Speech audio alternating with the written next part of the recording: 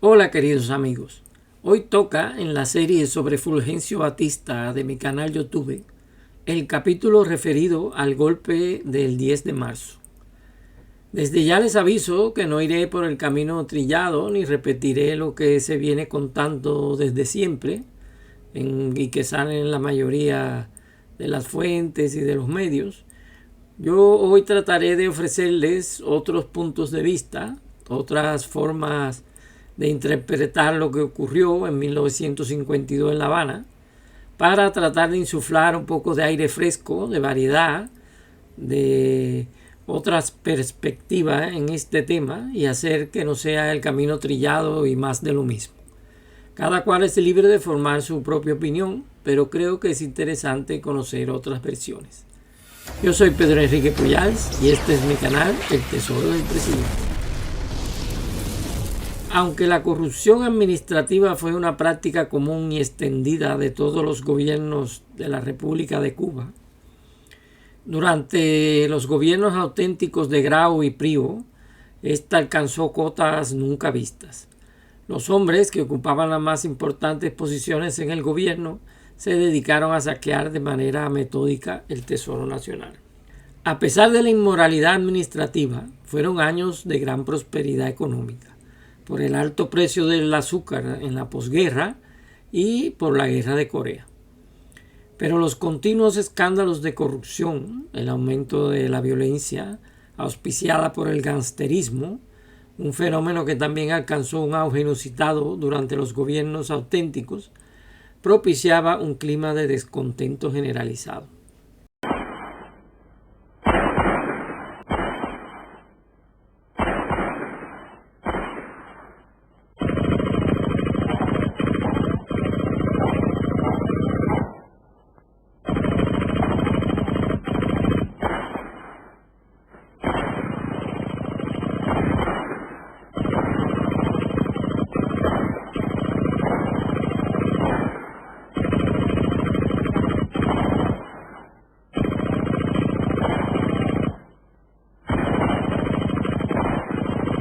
Por estas razones, las elecciones de 1952 se presentaron ante Batista como una oportunidad perfecta para su regreso al poder. Tras 4 años de vivir en los Estados Unidos, en 1948, el entusiasmo de sus adeptos le hicieron creer que tenía posibilidades en la política y regresó a Cuba. El recibimiento en el aeropuerto de sus simpatizantes fue apoteósico, y esa muestra de efusividad le reforzaron la idea de ser presidente de nuevo. Todo esto ocurrió en noviembre de 1948. Ya Batista era senador y había sido elegido aún estando en el exilio voluntario. Batista creó el Partido de Acción Unitaria Progresista, el PAU, un partido de masas que pretendía hacer una oposición enérgica y tajante que fiscalizase la actuación oficial. Batista dispuso una campaña electoral enfocada en destacar los logros del expresidente en épocas pasadas. En su campaña, él aparecía como el único capaz de devolver el orden a Cuba y frenar el daño que los gobiernos auténticos estaban infligiendo a la nación. El eslogan escogido para la campaña fue simplemente «Este es el hombre». Pero esta vez había otro protagonista en la escena política cubana.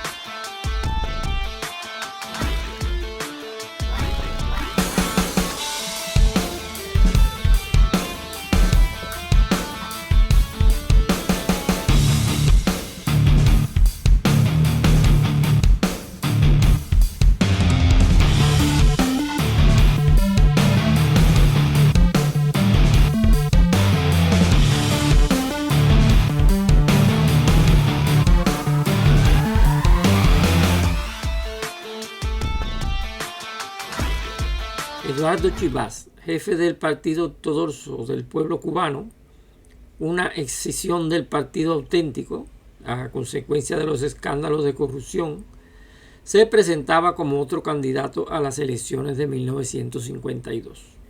Chivas había iniciado una cruzada en la radio y en la prensa escrita en contra de la corrupción, acusando a todo político sospechoso de malversación. El 5 de agosto de 1951, en plena transmisión radiofónica, para salvar su honor al no poder demostrar con pruebas unas acusaciones vertidas contra el ministro de Educación de Prigo, se pegó un tiro en la barriga en un intento de suicidio. Este hecho causó gran conmoción en la sociedad cubana. Todo el arco político demostró su pesar, inclusive Batista, aunque hubo voces como la del presidente del Congreso, el auténtico Tony Varona, que consideró el intento de suicidio como un hecho con fines políticos y electoreros en la creencia de que no se moriría, pero le salió mal. Es cierto que es muy rara la forma de suicidarse disparándose en la barriga, en la zona de los intestinos, y no en la cabeza o en el corazón. El caso es que, pese a los esfuerzos de los médicos, Chivás falleció 11 días después de dispararse. Tuvo un multitudinario entierro y su muerte cambiaría el panorama electoral definitivamente. La muerte de Chivás decantó el voto en favor del Partido Ortodoxo. Los resultados de las encuestas hicieron saltar todas las alarmas entre Batista y sus colaboradores, que vieron alejarse la victoria en las elecciones. El soldado tiene un arma que le entrega la República y esta razón es bastante para que ese hombre que toma el arma que la República le entrega sea de absoluta confianza para todos los cubanos y para todos los intereses nacionales y al mismo tiempo también para la gloria magnífica de la patria y de la República. Ahora hablemos un poco del ejército.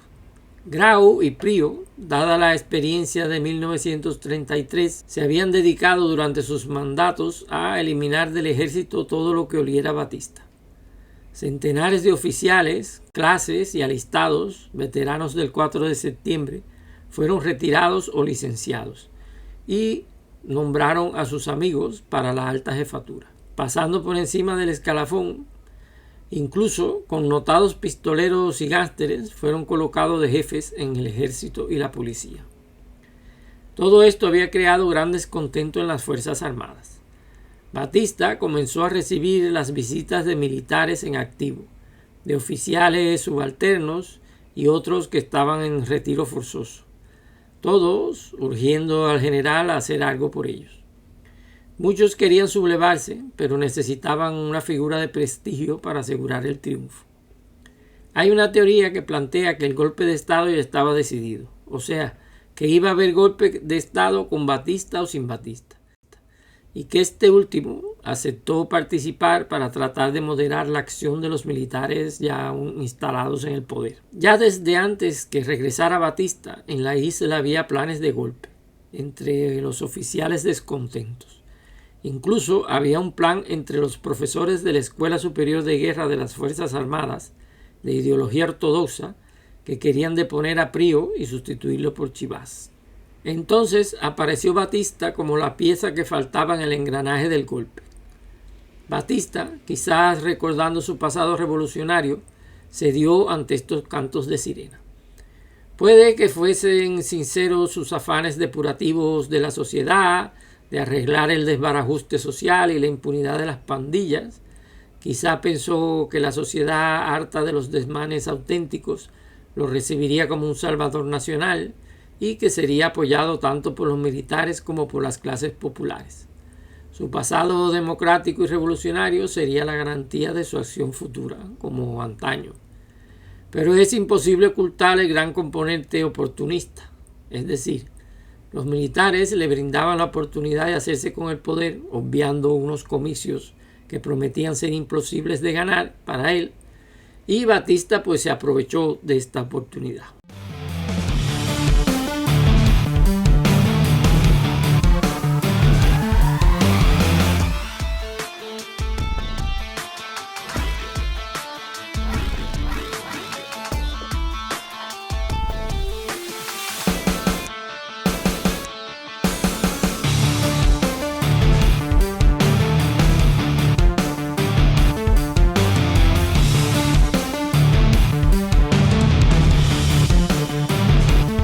Estamos en el memorial a los pilotos que cayeron en la batalla de Bahía de Cochinos o Playa Girón.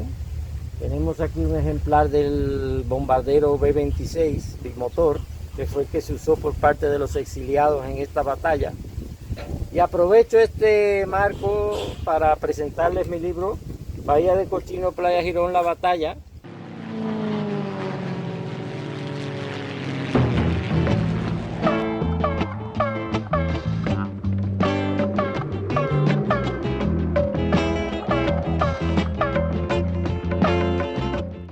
En donde hago un análisis crítico del desempeño de ambos bandos en esta batalla y sobre todo las causas, las consecuencias y sobre quién fue el culpable de este fracaso.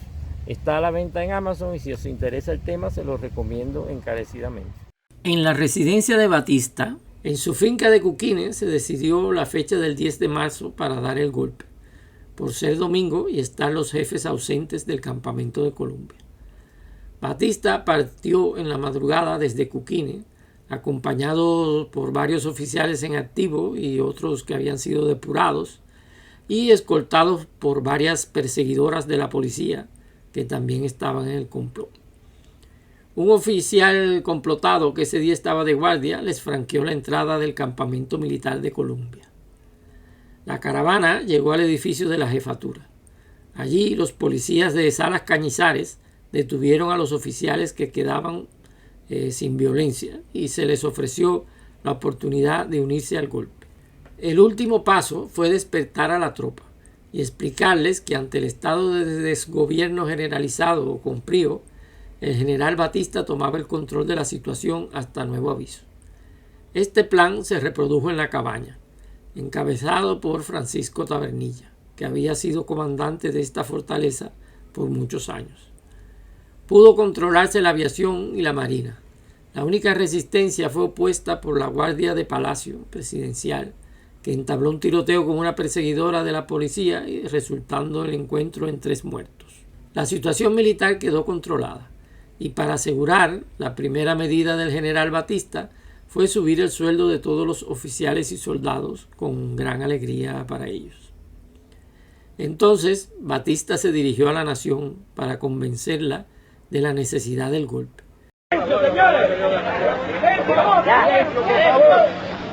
El general Batista, ante los micrófonos de todas las emisoras del país. Silencio. Hablo al pueblo de Cuba desde la ciudad militar esta vez, en donde he tenido que regresar forzado por las circunstancias y llevado por mi amor al pueblo para reanudar una nueva gestión de paz.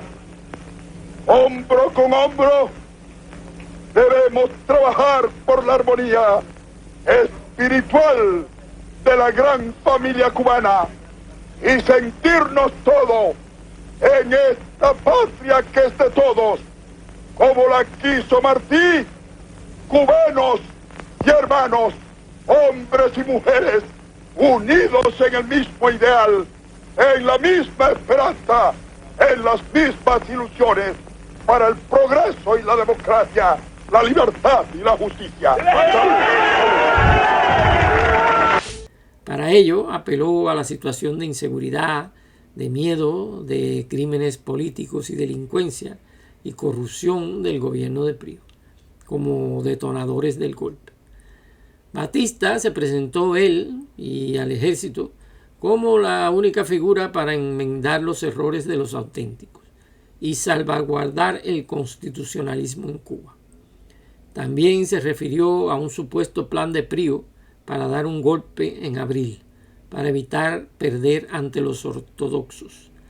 De esto no hay pruebas, aunque hay algunas declaraciones públicas de Prío sobre que podría renunciar antes de tiempo y entregar el poder al ejército. Prío tenía mucho miedo de que ganasen los ortodoxos por la amenaza de esto de investigar todos los malos manejos económicos y la corrupción de su gobierno. En resumidas cuentas, según Batista, él lo que había hecho era que, muy a su pesar, debía abandonar sus principios basados en el respeto a la Constitución por culpa de la incompetencia, la irresponsabilidad y las malas intenciones de los auténticos. La ocupación del poder por el general Batista ha traído en Cuba una nueva situación que desde los primeros momentos se desarrolla en un ambiente de vigilancia y seguridad. Las multitudes se congregan en las inmediaciones del Palacio Presidencial, mientras las fuerzas del ejército se sitúan en los lugares estratégicos. Batista, el hombre fuerte de Cuba, se encuentra nuevamente al frente del gobierno después del victorioso pronunciamiento militar y, secundado por las personalidades políticas que le acompañan, explica al pueblo cuáles son sus propósitos. No ha querido que su país cayera en manos de una dictadura extremista y en todo instante se opondrá a las injerencias del comunismo azuzado por la Unión Soviética. En la parte civil de la sociedad, el golpe no encontró ninguna resistencia. Quizá por la desgana generalizada y el desencanto con la política que vivía Cuba en ese momento. El pueblo demostró indiferencia, o si no apatía, a la hora de defender sus instituciones, convencido de la falta de honradez administrativa y la descarada protección a las pandillas que alteraban la paz pública.